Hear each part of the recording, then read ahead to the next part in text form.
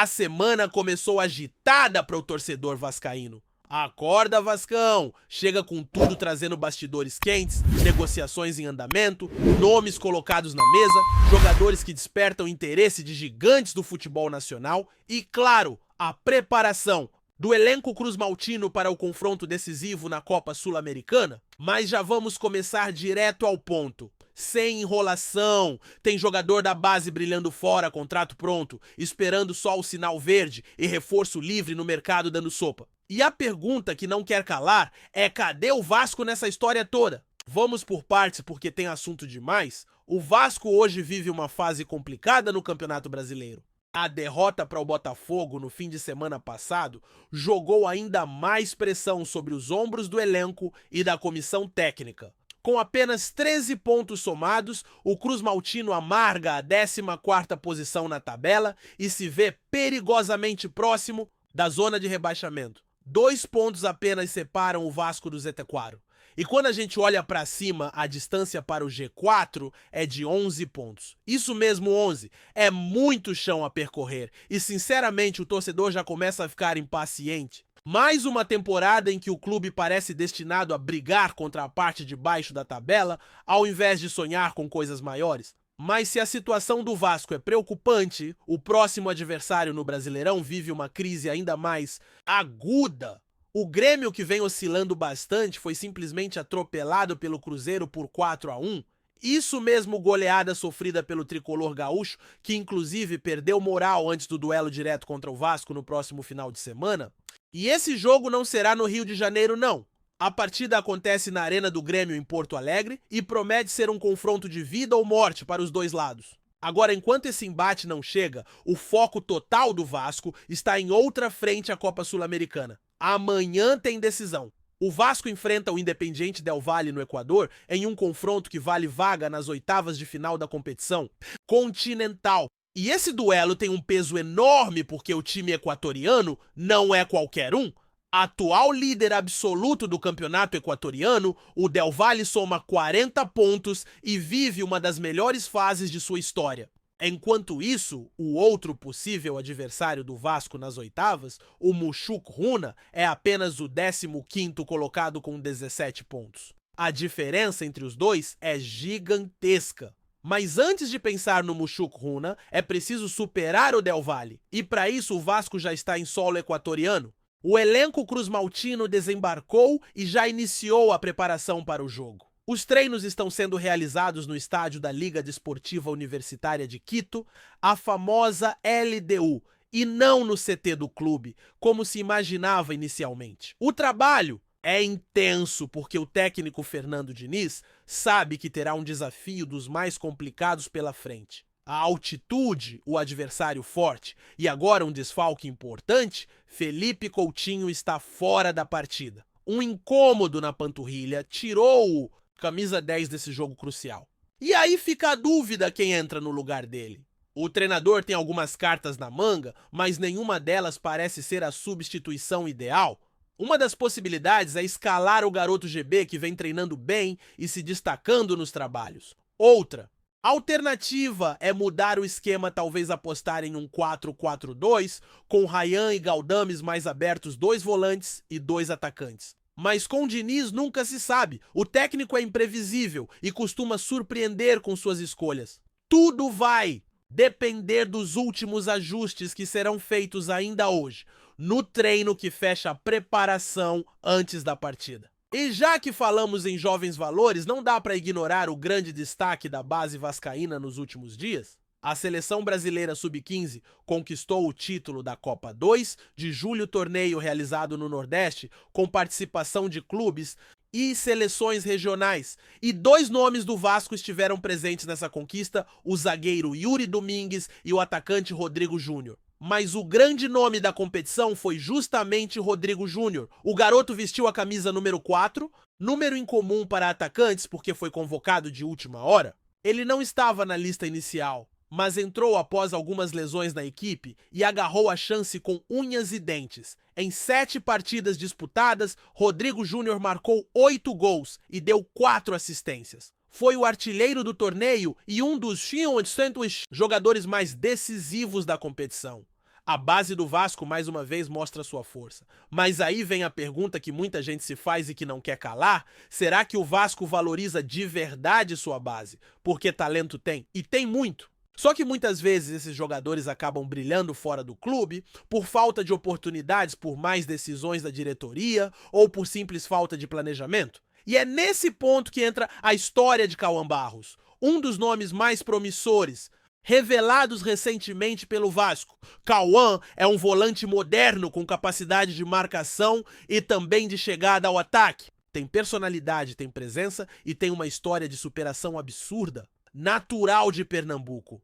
Cauã pertence à etnia indígena dos Pancararos e sempre se destacou jogando futebol na aldeia. Foi observado por olheiros e levado ao interior de São Paulo, onde passou pelo Primavera Clube, que até hoje detém 30% dos seus direitos econômicos. Em 2019, aos 15 anos, foi contratado pelo Vasco e desde então só cresceu.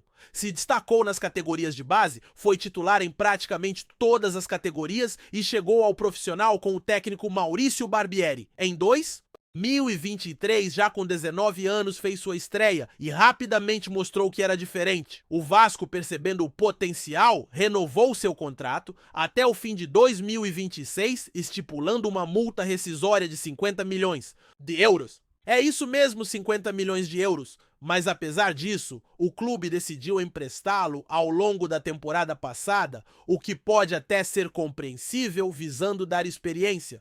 O problema é que neste ano, ao invés de reintegrá-lo, o Vasco optou por emprestá-lo novamente, desta vez ao América Mineiro. E é lá que Cauã Barros está simplesmente voando. São 5 gols marcados, atuações de alto nível e uma presença constante entre os melhores em campo do time mineiro. O Cruzeiro, que não é bobo nem nada, está de olho, já fez 2 propostas para contar com o jogador em definitivo.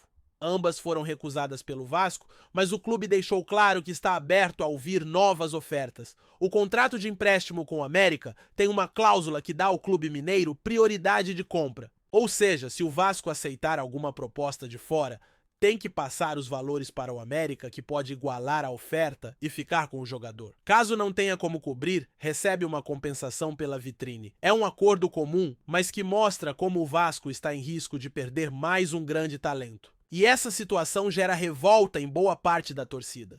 Não estamos falando de um jogador que não teve chances ou que não mostrou futebol. Estamos falando de um volante que desde as primeiras atuações já demonstrava ter qualidade de sobra para estar no elenco principal. Enquanto isso, o clube segue insistindo em nomes como Hugo Moura, Paulinho, Paula Jair e companhia. Nada contra esses atletas, mas o Vasco tem dentro de casa um jogador que vem fazendo mais do que muitos ali que vestem a camisa. É preciso saber valorizar quem é da casa. Cauã Barros é bom jogador, não é um experimento, não é uma promessa qualquer, é um nome pronto e isso torna a possibilidade de perdê-lo ainda mais dolorosa para o torcedor. E como se não bastasse, tudo isso ainda tem mais notícia de mercado envolvendo o Vasco. O atacante Vitinho, ex-Flamengo, e que também já passou pelo Botafogo, está livre no mercado. Ele estava no futebol saudita há 4 temporadas e encerrou recentemente seu vínculo com o Al Ittihad. Na última temporada por lá teve números interessantes, 7 gols e 7 assistências. E agora, aos 31 anos, quer voltar ao futebol brasileiro. Seu nome já foi oferecido a diversos clubes e, segundo informações de bastidores, chegou também ao radar do Vasco. Vitinho atua exatamente em uma posição que o clube busca com urgência, ponta esquerda, uma função que o time atual carece demais. E embora o salário do jogador seja alto, por conta do tempo que passou na Arábia Saudita, ele estaria disposto a negociar valores para retornar ao Brasil. O Vasco precisa ser ágil porque já sondou vários nomes e até agora não fechou com ninguém. A escassez de opções nessa função ficou evidente no último jogo quando Nuno Moreira entrou em campo e mais uma vez não conseguiu entregar a intensidade que a equipe precisa. Nuno é um bom jogador, mas o futebol atual exige mais. Precisa de explosão, de velocidade e de intensidade, principalmente contra adversários que jogam em alta rotação. E o Vasco sofreu exatamente por isso contra o Botafogo. Diante desse cenário, o nome de Vitinho surge como uma alternativa viável. Um jogador experiente, livre no mercado e que se encaixa no perfil buscado pela diretoria atletas, sem vínculo, que possam chegar de imediato, sem custos com transferências. Agora, se o clube vai agir ou não, é outra história. O tempo está passando, a janela está aberta e o Vasco ainda não anunciou reforços de peso. Enquanto isso, nomes como Vitinho estão disponíveis e podem sim fazer a diferença em um elenco que carece de qualidade nas pontas. Resta saber se a diretoria vai se mexer ou vai assistir mais uma oportunidade escapar. E tem mais coisa fervendo nos bastidores de São Januário. A questão do aproveitamento dos jogadores formados na base vem sendo cada vez mais debatida entre os torcedores. E o caso do Cauã Barros é só a ponta do iceberg. O Vasco sempre teve uma das categorias de base mais produtivas do país. De lá já saíram nomes como Felipe Coutinho, Douglas, Luiz Alan e Thales Magno.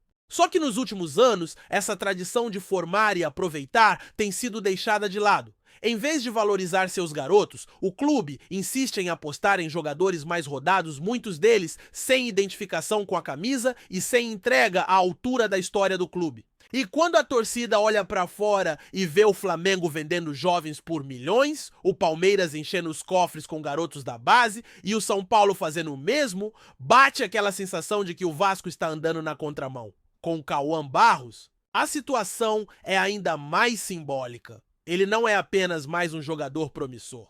É alguém que representa um pedaço da história do povo brasileiro, pouco representado no futebol profissional. Um indígena pancararu que saiu da aldeia para vestir a camisa do Vasco, um dos clubes mais tradicionais do país. Esse tipo de história não pode ser desperdiçada. Além da qualidade técnica, existe todo um símbolo ali, uma representatividade que o clube precisa saber valorizar. Não é só sobre futebol.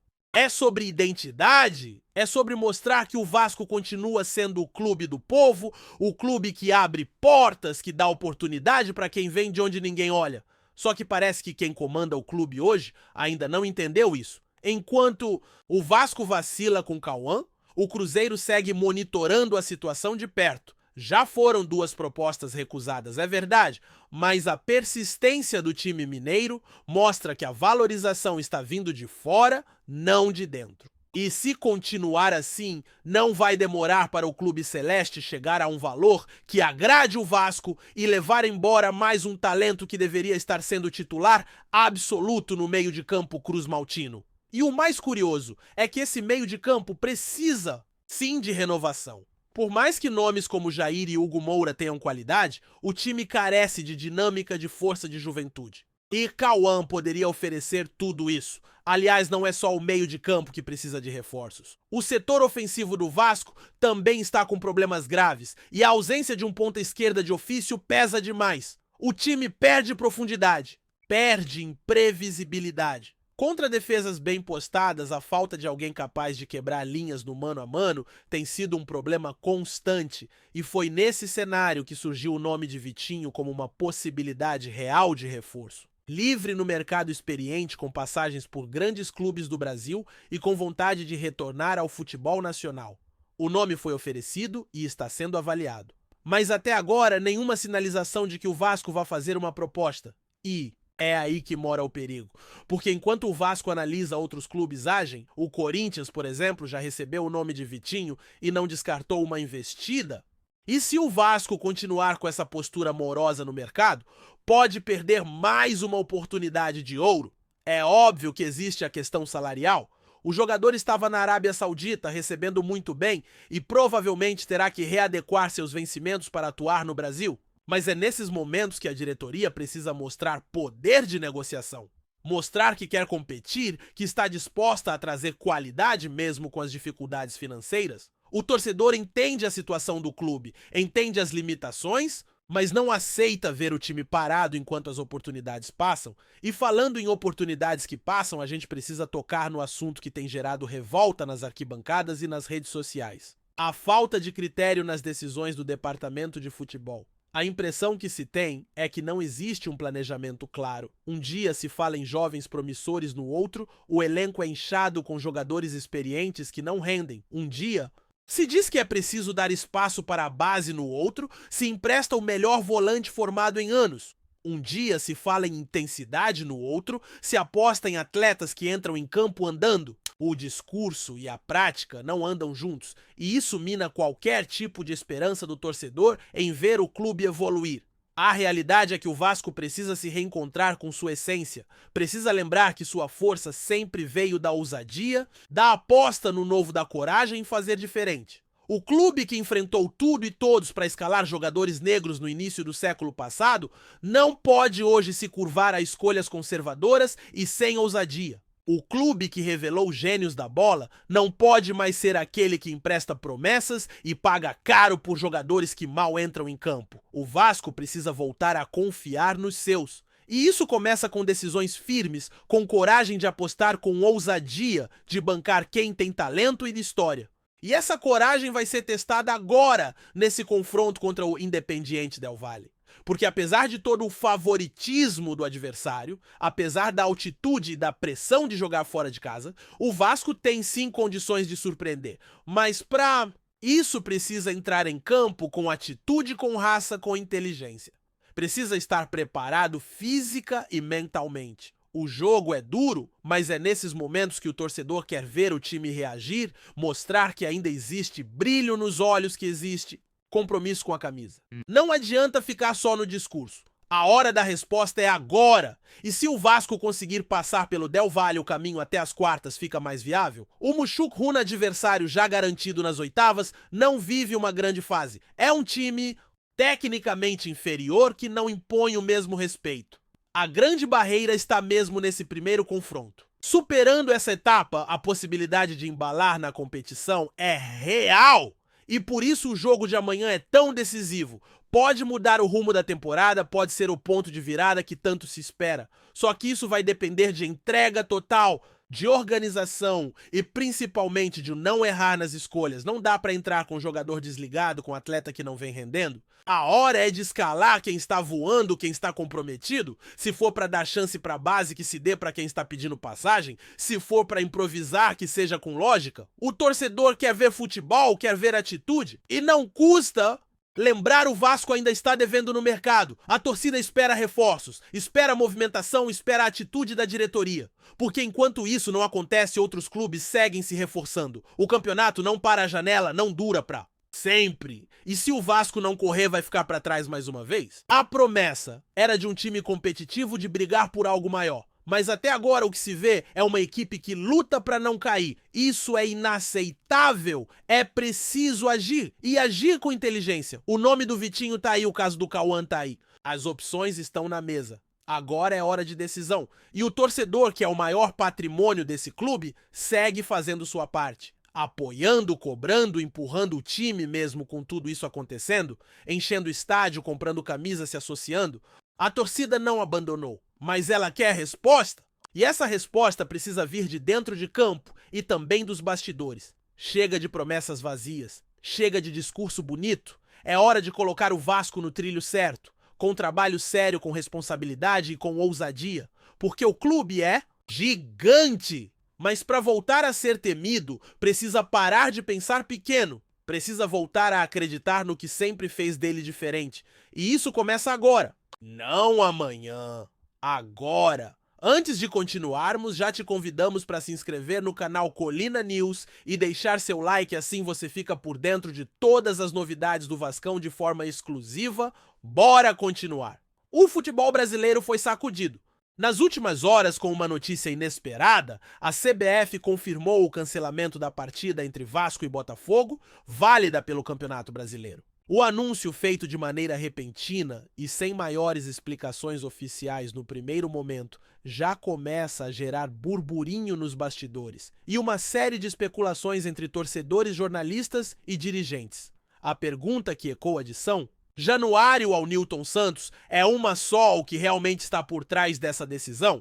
O clássico carioca, sempre carregado de rivalidade e história, tinha todos os ingredientes para atrair olhares atentos, tanto pelo momento dos dois clubes quanto pelo contexto da competição.